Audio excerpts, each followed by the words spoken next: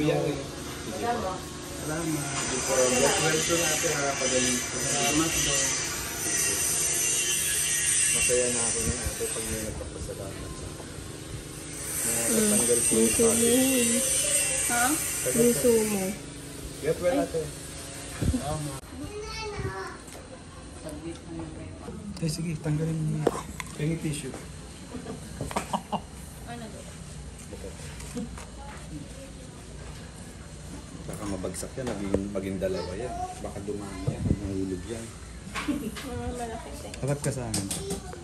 Tingnan lang. Tungo pala.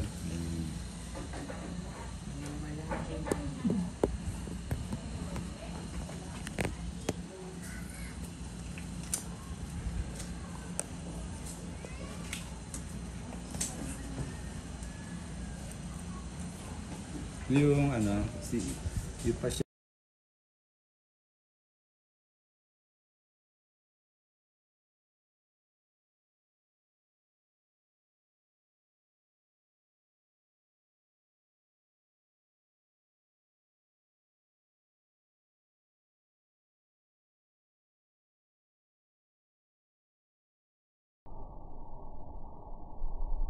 Hindi matanggap mo rin. Haba ito.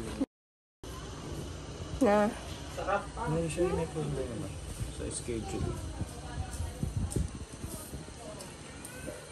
Yung pala yun, 1-1, inuulit ko yung 1. Oo. Pero 1 siya, 1 siya. Umiilaw mo yung set. Kaya, sa inyo sama lang kung masama ka.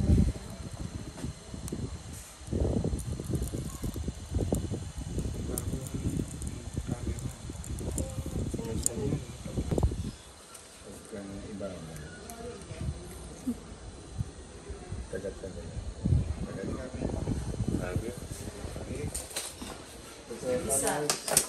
May bayan. May cleaning pa yan pag tinanggal ko yung braces. Baho ah.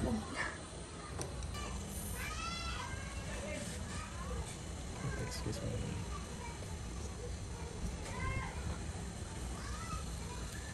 Tagat ka natin. Pantay. Ngara ka na kayo. Pampi ka. Excuse me. Sinabi ko, kagat siya. Yung butas mo. Alam mo ba kung bakit nasira yun? Yung kasing cavity niya nasa gilid mo dito. Di ba? Sira. Most likely, nasa pagitan doon pala. Yan. Dito. Most likely na singitan siya ng food. Tapos hindi mo nade-dental floss. Alam mo yung dental floss? Hindi mo siya nade-dental floss everyday. Yun yung sira niya. Pero kung nagdaganon ka, kahit may matinga dyan, hindi masisira yung in-between ng ipin. So, kailangan yun. Yung dental floss. Yung tinga. Pati sa anak. Sa mga anak mo. Turuan mo silang mag-dental floss. Paying ko. Lalo na yung front. Lalo to. Hindi, meron ko doon. Okay. Kapunti.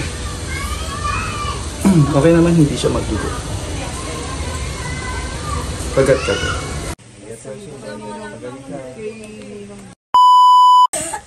Ito kasi kami inabot sa Manila.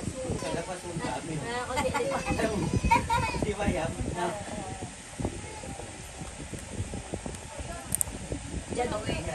Kay! Kano? Ano sila mami? Pero nakano?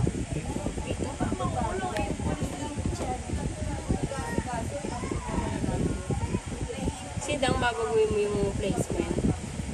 So, ako placement. Babagoy mo placement.